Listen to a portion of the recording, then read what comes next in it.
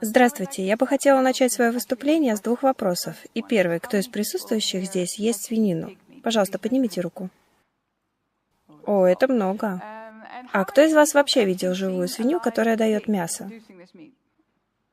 В Нидерландах, откуда я родом, вы обычно никогда не видите свиней, что странно, потому что в стране с населением 16 миллионов у нас 12 миллионов свиней.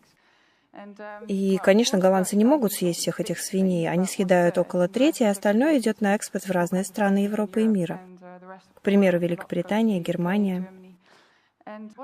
И это было бы интересно, потому как исторически вся свинья использовалась до последнего кусочка,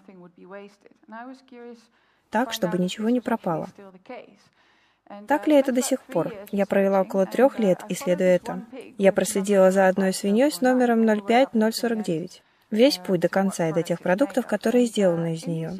В течение этих лет я встречала разных людей, например, фермеров и мясников, что логично, а также производителей алюминиевых форм, производителей боеприпасов и разных других людей. И что меня поражало, это то, что фермеры понятия не имели, что было сделано из их свиней. И покупатели, то есть мы, также не знали, что свиньи были частью всех этих продуктов. И что я сделала? Я использовала это исследование и сделала из него что-то вроде каталога для этой одной свиньи. И в нем есть дубликат ее ушной метки на обороте. Он состоит из 7 глав, такие главы, как кожа, кости, мясо, внутренние органы, кровь, жир и разное.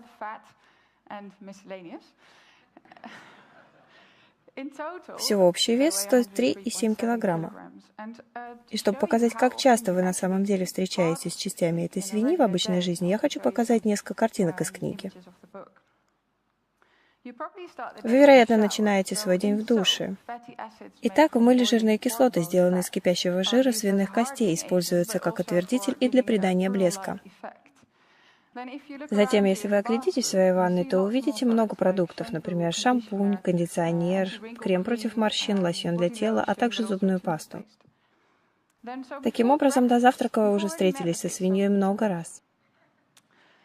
Затем за завтраком исследуемая свинья, точнее ее шерсть или протеин из этой шерсти, были использованы как улучшитель теста. Это то, что сказал производитель. Оно улучшается, вы знаете, конечно. В маложирном масле, или вернее в маложирных продуктах, когда вы убираете жир, вы на самом деле убираете и вкус, и структуру. И что они делают? Они добавляют желатин, чтобы сохранить структуру. Далее, когда вы идете на работу, дорога или здание, которое вы видите, скорее всего, сделано из ячеистого бетона, являющегося очень легким бетоном, сформированным из костного белка свиньи и полностью поддающимся переработке. В железнодорожных тормозах, как минимум в железнодорожных тормозах в Германии, существует часть тормозной системы, которая сделана из пепла кости. В чизкейке, в разных десертах, как шоколадный мусс, тирамису, ванильный пудинг, во всем, что охлаждают в супермаркете, содержится желатин, чтобы придать товарный вид. Костяной фарфор – это настоящая классика. Конечно, кость в костяном фарфоре придает ему прозрачность и силу, чтобы создавать эти прекрасные формы, как этого оленя. Свиньи присутствуют в декоре интерьера. Они используются в текстуре краски, а также для придания краске блеска. В наждачной бумаге костяной клей. Это на самом деле клей между песком и бумагой. И затем в кистях. Ворс используется, потому что он очень подходит для кистей из-за высокой износостойкости. Я не планировала показывать вам какое-либо мясо, потому как, конечно, половина книги о мясе, и вы, скорее всего, знаете, что это за мясо. Но я не хотела пропустить вот это, потому что это так называемое порционное вырезанное мясо, и оно на самом деле продается в отделе заморозки в супермаркете. А что это? Это на самом деле стейк. Это своего рода корова. Но что происходит, когда ты закалываешь корову? По крайней мере, в промышленном фермерстве. У них есть все эти оставшиеся куски, и они не могут продать их как стейк. И что они делают? Они склеивают их вместе с помощью фибрина из крови свиньи в очень большую сосиску.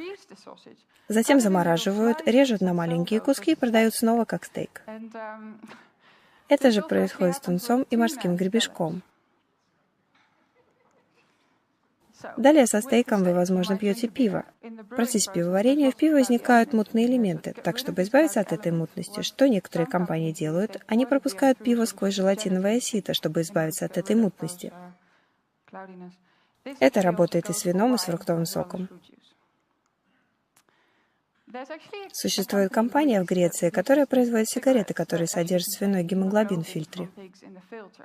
И, как они говорят, это создает искусственное легкое в фильтре. И на самом деле это более здоровая сигарета. Инъекционный коллаген или 70-х свиной коллаген используется для инъекции в морщины. И причина этого в том, что свиньи довольно схожи с человеком генетически, в том числе и коллаген. Но это должна быть самая странная находка. Это пуля, сделанная в крупной компании по производству боеприпасов в Соединенных Штатах. И когда я писала эту книгу, я связалась с производителями всех продуктов, потому что я хотела получить от них настоящие образцы и настоящие экземпляры. И я отправила этой компании электронку, говоря: «Здравствуйте, я Кристин, я провожу исследование. Сможете прислать мне пулю?» Я даже не ожидала, что они мне ответят. Но они ответили и сказали: «Да, спасибо за ваше письмо, это очень интересная история. Вы как-то связаны с голландским правительством?» Мне показалось это очень странным, как будто власти Голландии шлют кому-то такие письма. Итак, самая прекрасная вещь, которую я нашла, по крайней мере, я считаю ее самой прекрасной в книге, это вот этот сердечный клапан. Это на самом деле очень низкотехнологичный и очень высокотехнологичный продукт одновременно. Низкотехнологичная часть в том, что это сердечный клапан свиньи, установленный в высокотехнологичной части, каркас из металла, который запоминает форму. И что происходит? Он может быть имплантирован в человеческое сердце без операции на открытом сердце. И как только он в правильном месте, они удаляют внешнюю оболочку, сердечный клапан принимает нужную форму, и в этот момент оно начинает биться моментально. Это действительно волшебный момент, и это на самом деле голландская компания. И я им позвонила и спросила, могу ли я позаимствовать ваш сердечный клапан. И производители этой штуки были полны энтузиазма и ответили что-то вроде: «Окей, мы поместим его в банку с формалином, и вы сможете его забрать». А после я ничего не слышала от них недели. Я позвонила и спросила, как идут дела с сердечным клапаном.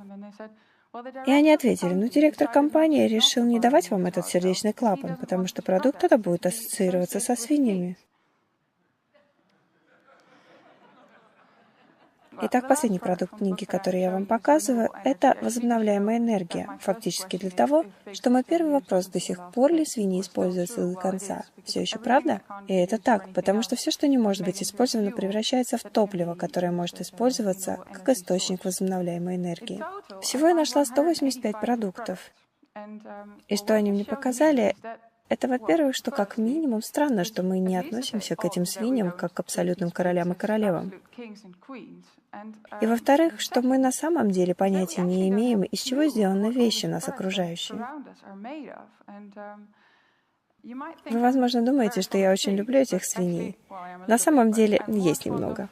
Но что мне больше нравится, это сырьевые ресурсы в общем. И я думаю, чтобы поистине ценить то, что стоит за нашими продуктами — скот, сельскохозяйственные культуры, растения, невозобновляемые ресурсы, а также людей, которые все это производят. Первое, что нам надо сделать, это знать, что они есть. Большое вам спасибо.